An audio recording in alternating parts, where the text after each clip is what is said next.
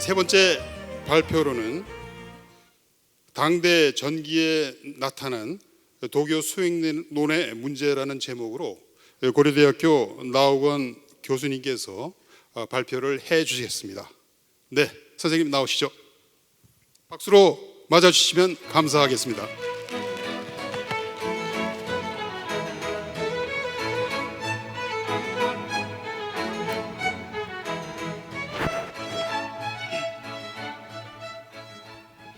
예, 반갑습니다.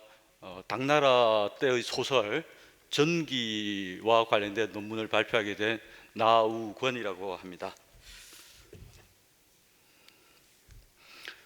이 전기에 대해서는 좀 부정적인 견해들이 적지 않습니다. 첫 번째로는 신기한 이야기들을 모아놓은 이 전기에 대해서 육아의 인륜이라고 하는 가치를 무시한, 제대로 밝히지 못한 재미삼아 쓴 잡문이다라고 하는 이러한 비판이 있습니다. 또 두 번째로는 이 전기의 작자로 거론되어지는 배형에 대해서 좀 부정적인 견해입니다. 이 배형과 같은 도가 혹은 도교류의 인물들이 당나라 말기의 절도사인 고변을 망치게 해서 결국 당나라를 무너뜨렸다라고 하는 비판입니다. 즉, 한 번 더 정리해 보자면 고변이 쓴 전기라는 작품에 대한 몰이해, 또 더 나아가서 전기라는 작품을 쓴 배형에 대한 인간적인 비판, 이 두 가지가 주류를 이룹니다.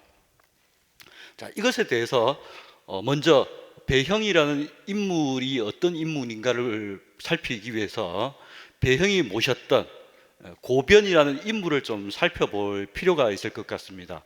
이 고변은 산동 지방의 발해 고씨 출신으로 당나라 후기 3대 명장 가운데 한 명으로 불리워집니다. 당나라 말기의 그 혼란한 상황 속에서 서쪽으로, 또 아래 남쪽으로, 그리고 마지막 회남 지역, 즉 동쪽으로 일어났던 갖가지 변란들을 잘 봉합한 인물입니다. 하지만 그럼에도 불구하고 당나라의 무너져가는 상황을 막지는 못했던 거죠. 자, 그래서 이 고변을 실패한 인물이라고 평가하는데, 저는 이 고변이라는 인물의 공과를 좀 공정하게 평가해야 된다라고 하는 생각을 갖고 있습니다. 마치 오늘날 야구 경기를 보다 보면 위기 상황에서 마지막에 구원투수가 등장을 하죠. 근데 구원투수가 그 어려움을 잘 막다가도 결정적인 한순간에 가서 실패를 하는 경우가 있을 겁니다. 어쩌다 한번 실패했다고 해서 그 구원투수를 잘못된 투수다라고 평가하는 것은 좀 곤란하지 않느냐라고 하는 시각을 갖습니다. 그리고 또 고변 문화에는 도가 도교의 진행성이 높은 다수의 인물들이 모입니다. 배영도 그 중에 한 명이고요. 또 우리가 한국에서 잘 알고 있는 고은 최치원 선생도 그 문화에 계셨던 분입니다. 즉 다시 말해서 고변 마카에는 다수의 도가 도교 진행성이 높은 인물들이 모였고, 또 게다가 그가 주로 활동했던 이 회남 지역은 회남자라고 하는 황노학의 어떤 전형적인 작품이 만들어져 있는 어떤 도가 도교류의 어떤 정치 모델을 만든 곳이기도 합니다. 그래서 그러한 정치 모델을 이 고변이라는 분은 실현하고자 하는 어떤 그런 의도가 있지 않았을까. 그래서 고변 문화의 유학자가 아니라 도가 도교의 진행성이 높은 인물들이 모이는 것들을 부정적으로 평가할 것이 아니라 오히려 긍정적으로 평가하는 것이 더욱더 정당하다, 이런 생각을 좀 갖고 있습니다.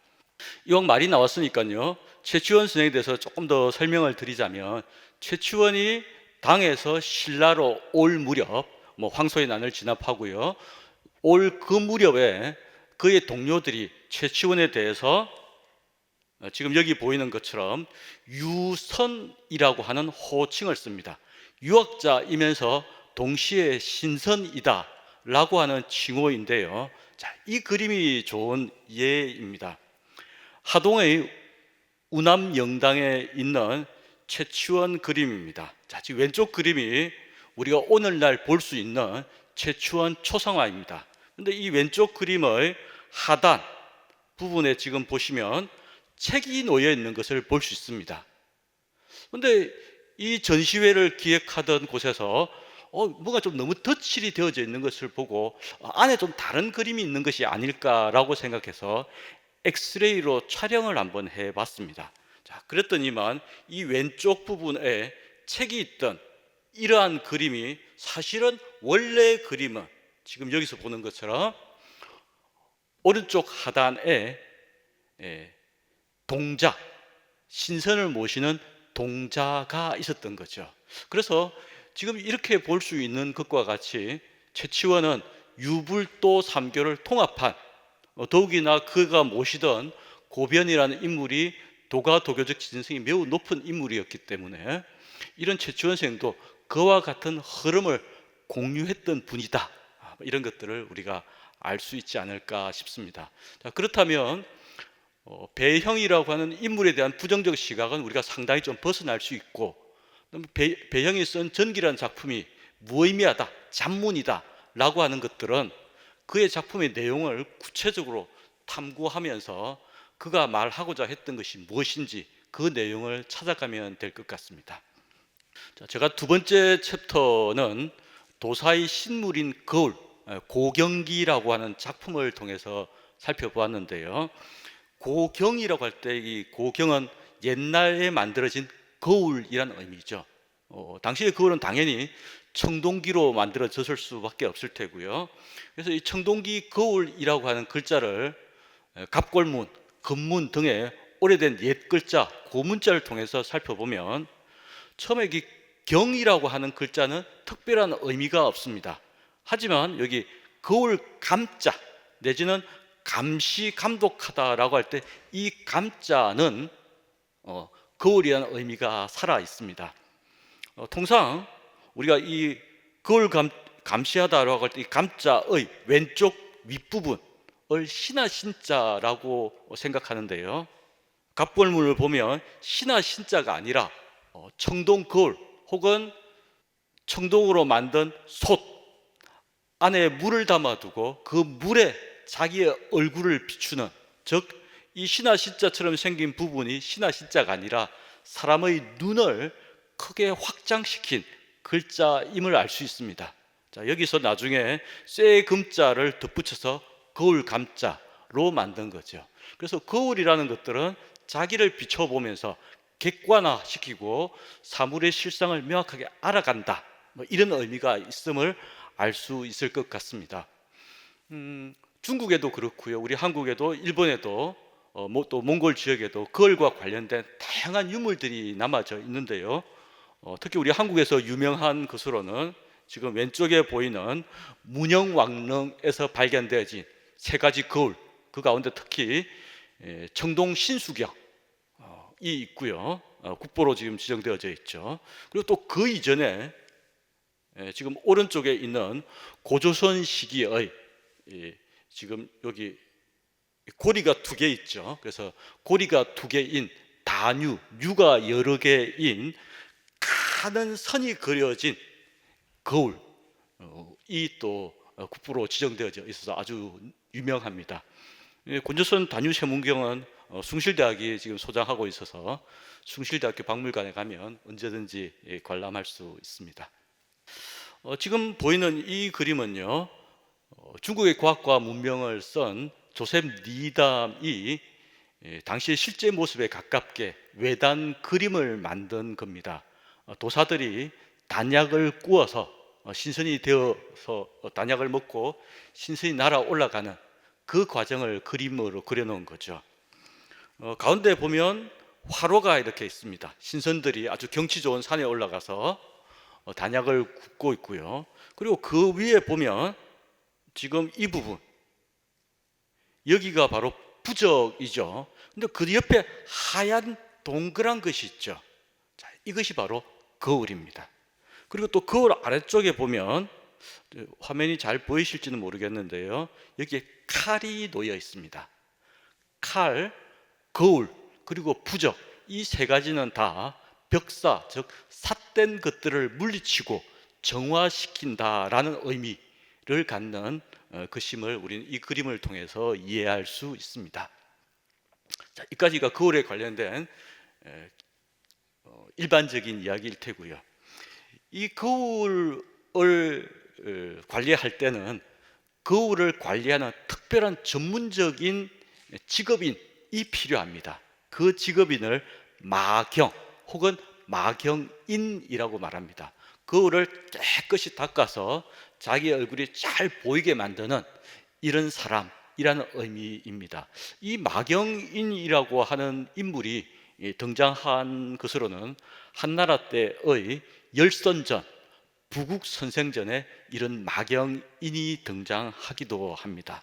이런 마경인의 도움을 받아서 이 거울이 실제 고경기에서 어떤 일을 하는지 살펴보면 병에 걸린 환자를 낫게 하는 이런 모습이 보이고요. 그 다음에 보다 더 중요한 것은 바로 이 세 번째 이 부분인데요. 거짓, 삿된 것을 없애고 광명의 세계를 지향한다라고 하는 부분입니다. 실제 내용을 보면요, 아름다운 외모를 지닌 앵무라고 하는 여자 하인이 있습니다.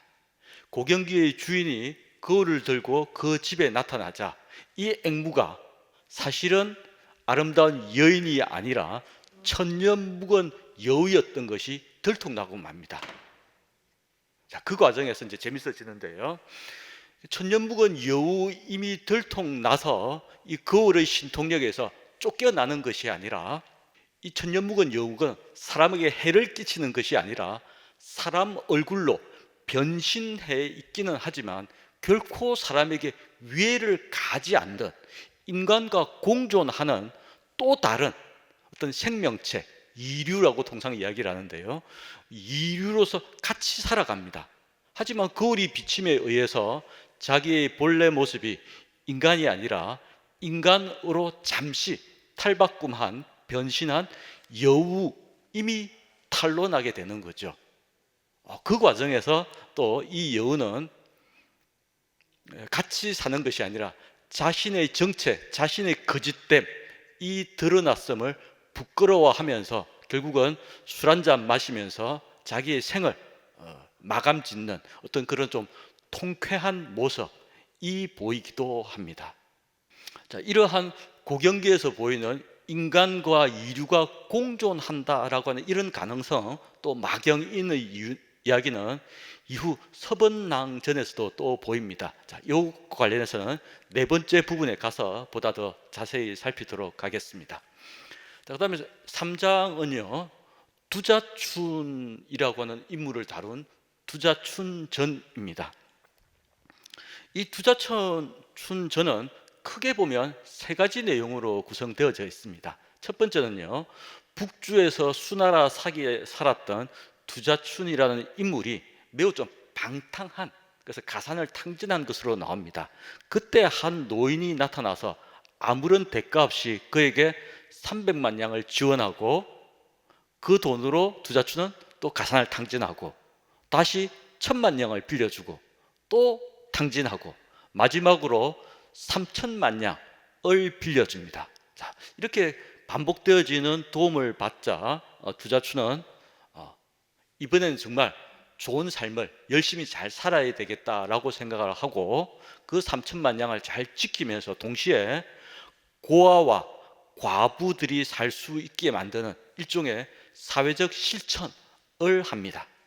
자, 그리고는 사회적 실천을 하고 난 다음에 자기를 도와준 노인에게 너무나도 감사합니다.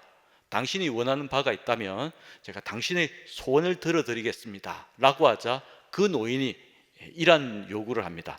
내가 단약을 만드는 도사인데 나를 지켜줄 무사가 필요하다. 그래서 당신이 나의 호위무사가 되어서 나를 좀 잘 지켜다오. 하룻밤만 지켜다오.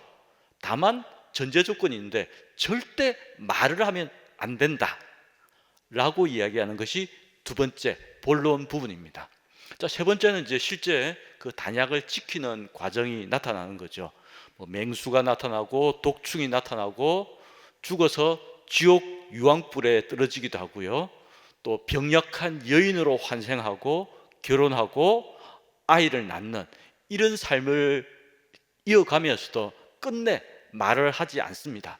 근데 마지막에 그의 남편이 이 투자춘, 여인으로 변한 투자춘이 사실은 말할 수 있다라는 것을 눈치를 채고 말 한마디만 해보라 라고 이야기를 합니다. 하지만 투자춘은 노인과의 약속이 있기 때문에 말을 하지 않는 거죠. 그래서 그 남편은 화가 난 나머지 아이를 마당에 내 동댕이 치면서 피를 철철 흘려 죽게 만듭니다. 그때 투자춘은 자신의 아이가 죽어가는 그 처참한 모습을 보고 자신도 모르게 으악! 안 돼! 라고 고함을 치게 됩니다. 바로 그 순간 여태까지의 모든 과정들이 다 깨어나면서 환상이 사라지면서 그 노인을 지키던 호위무사의 모습이 나타나는 거죠. 노인이 그렇게 말합니다.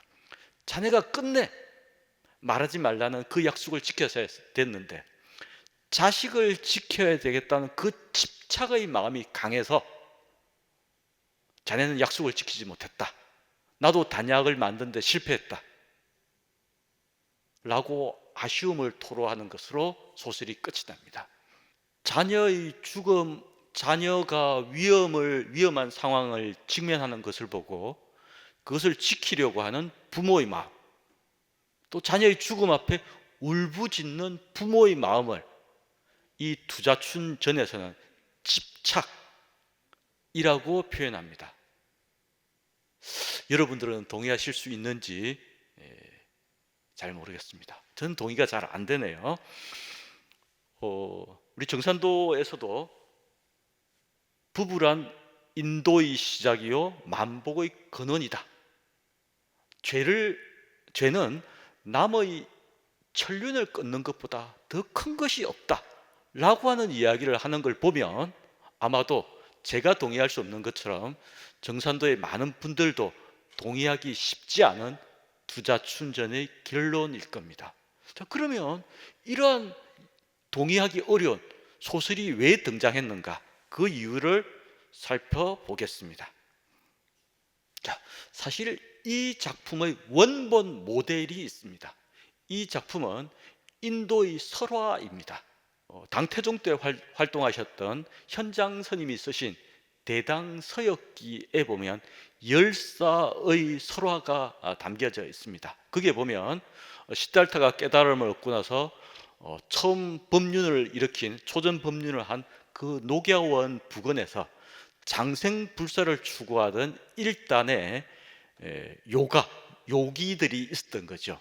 그 요기가 자신을 지켜줄 호위무사를 필요해서 어떤 사람에게 500금에 해당하는 돈을 빌려주고 돈을 그냥 주고 이후에도 수차례 금전적인 도움을 줍니다. 그리고 그 금전적인 도움을 받은 사람에게 절대 말을 하지 말고 입을 열지 말고 자신을 지켜라 라고 요구합니다. 그리고 그 사람은 많은 환상을 겪고서 결국 자기 자식이 죽는 것을 보고 고함을 지르면서 외마디 비명을 지르면서 실패로 돌아가는 이야기가 바로 열사지라고 하는 설화입니다. 그래서 지금 저희가 막 살핀 투자춘전이 북주에서 수나라 시기의 작품이라고 설명을 했지만 사실은 당태종 이후에 현장 스님의 대당서역기에 나타난 설화를 적당히 중국화시켜서 그 스토리라인을 그대로 가지고 와서 새롭게 변화한 번안극의 수준에 불과한 것이죠. 자, 이렇게 되어지면 저와 많은 정상교인들께서 동의하기 어려운 것처럼 소설이 성공할 수가 없는 거죠. 그래서 이후에 이 전기에서는 위자동전이라고 하는 작품을 새로이 짓게 됩니다. 거기에서도 보면 설원과 본론 부분은 거의 비슷한 내용을 다루고 있습니다. 하지만 결론 부분에서는 좀 달라집니다. 살무사가 나타났지만 물리치고요. 환생을 하는 것이 아니라, 죽어서 지옥 가고 환생하는 것이 아니라 아름다운 여인의 유혹 앞에 유혹을 물리치는 모습. 그리고 마지막 세 번째, 자식이 죽는 것이 아니라 여명이 밝아올 무렵에 한 도사가 나타나서 이제 단약이 완성되었구나, 고생했어, 수고했어 라고 등을 투덕투덕 두들겨 주자 이 위자동은 자기가 지키던 그 노인의 서성, 즉 사조라고 생각해서 칼을 풀고 어서 오십시오 라고 인사를 하게 되고, 그 틈을 타서 화로를 부숴버리는, 결국 단약을 만드는 것이 실패로 돌아가는 이야기로 바뀌어집니다. 자, 이 이야기는 부부와 부자로 대표되어지는 가정윤리를 무너뜨리는 인도 설화에 동의할 수 없기 때문에 그 내용을 전환시켜서 수행 과정에서 끝까지 방심하지 말고 최선을 다하는 것이 중요하다라고 하는 스토리라인으로 변화시킨 것을 알 수 있습니다. 자, 다음 네 번째와 다섯 번째는 방금 말씀드린 그렇게 변화되어진 새로운 중국의 도가 도교 모델에 대해서 설명을 드리겠습니다. 먼저 이제 섭언낭전이라고 하는 소설이 있는데요. 이 소설은 여성 협객을 다루는 이야기입니다. 그의 서성은 살수를 키워내는 사람이니까 매우 잔혹합니다. 그래서 이런 말을 합니다. 탐관오리를 죽일 때 그 탐관오리 옆에 그의 어린 자식이 있다면 주저하게 되겠죠. 결코 주저하지 말고 우선 자식을 먼저 죽이고 그리고 나서 부모를 죽여라 라고 하는 잔혹한 면모를 보입니다. 그에 반해서 서번낭은 그렇게 하지 못하고 서성으로부터 꾸지람을 듣게 됩니다. 자식 때문에 부모를 함부로 죽이지 못하는 조금 인간적인 면모가 보이는 살수입니다. 게다가 이 서번낭은 매우 어떤 다정다감한 무정, 지금 제가 무자를 써놓은 이위에 무성할 무자를 써뒀는데요. 감정이 없는 것이 아니라 인간이 가져야 될 올바른 마음을, 감정을 풍부하게 가지는 그런 인물로 성화시키고 있습니다.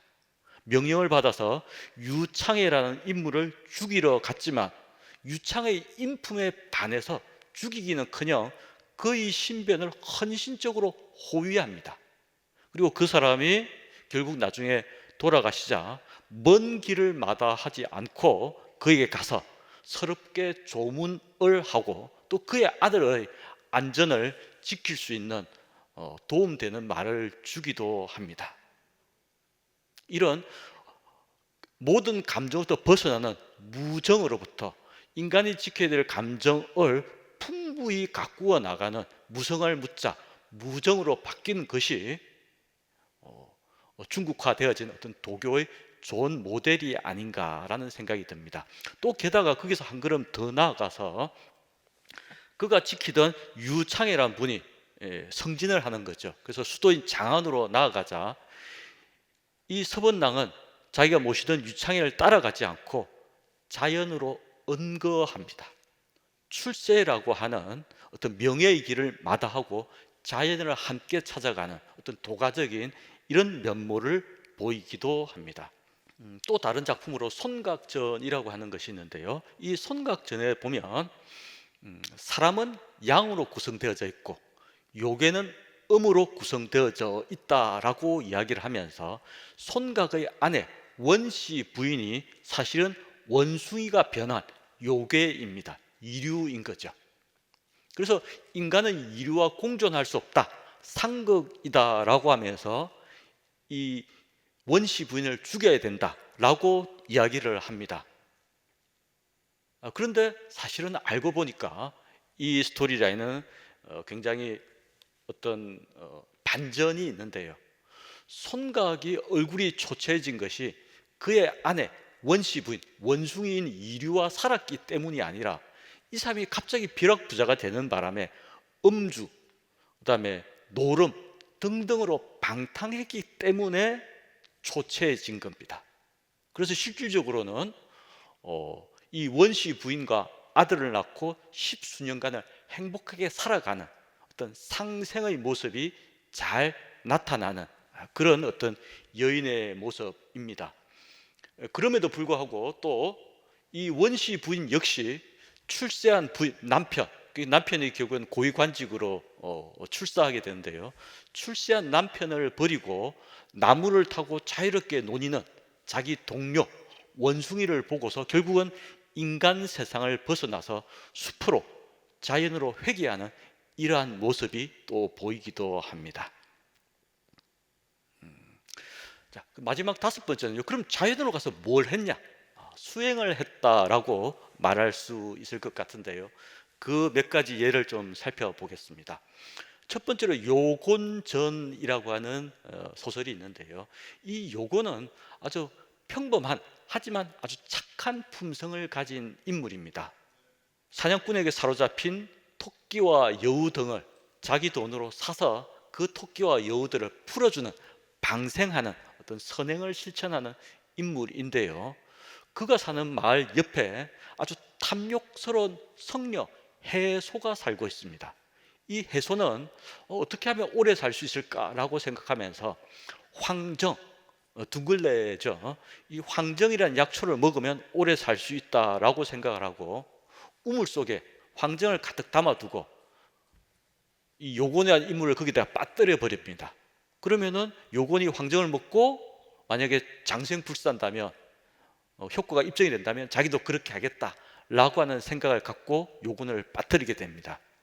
자, 그래서 요곤이 이 우물 속에 빠져서 어떻게 빠져나올 방법이 없어서 고심하고 있던 차에 마침 한 여우가 나타납니다. 이 여우는 자기가 그동안 방생해서 살려줬던 그 여우의 신 할아버지입니다. 그래서 요곤이 이 여우가 마음 수양을 하고 마음 수양을 하면 당신은 이 우물로부터 탈출할 수 있습니다 라고 하는 마음 수양과 관련된 이야기를 하고 있습니다. 그러면서 당시에 마음 수양을 강조하는 도교의 새로운 서적이었던 서성경의 구절을 인용하기도 합니다. 그래서 결국 이 요곤이라고 하는 인물은 적덕, 죽어간 동물들을 살렸죠. 생명을 소중히 하는 덕을 쌓는 행동, 그리고 황정을 먹는 육체 수련, 또 더 나아가서 마음 수련, 이 삼자가 공존했기 때문에 그 난국을 빠져올 수 있었던 거죠. 자, 그리고 난 다음에 이 성녀 해소는 황정 때문에 요곤이 빠져나왔다라고 생각을 하고 자기가 거기에 들어가서 결국은 죽게 됩니다. 자, 이러한 이야기를 보게 되면 탐욕에 찌들어서 마음 수련하지 못하고 육체 수련만 하면 결국 죽음을 낳는다라는 이야기, 진심 견수하면 참된 마음을 굳게 가지면 복이 온다라고 하는 이런 이야기와 같은 맥락이 아닌가라고 하는 생각이 듭니다.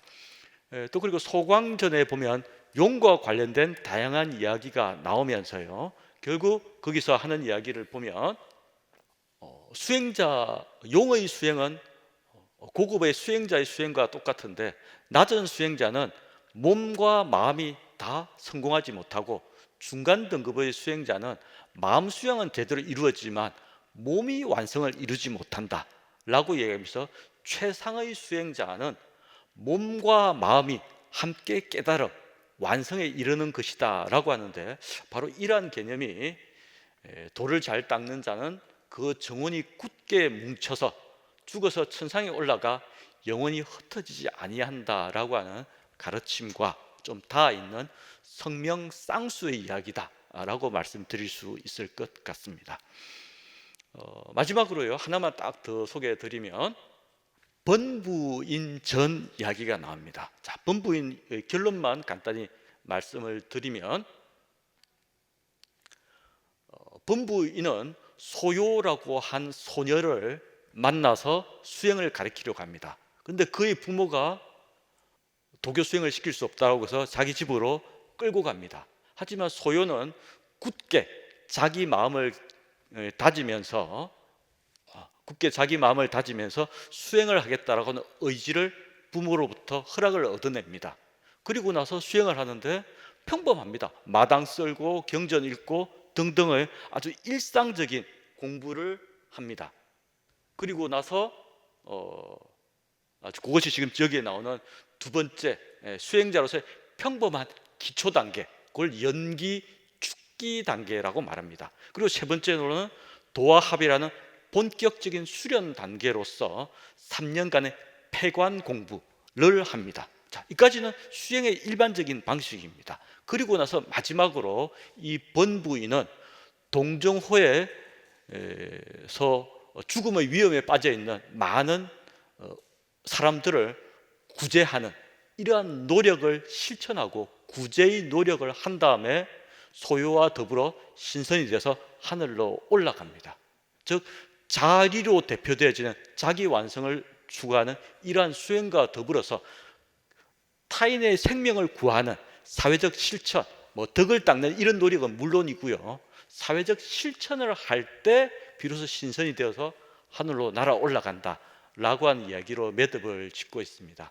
그래서 우리 정산도에서도 이러한 사회적 실천에 대해서 다양한 고민들을 하실 것으로 짐작하고 있는데요, 그러한 실천들이 좀 더 구체적인 모습으로 나타나기를 기대하면서 발표를 마치도록 하겠습니다. 감사합니다.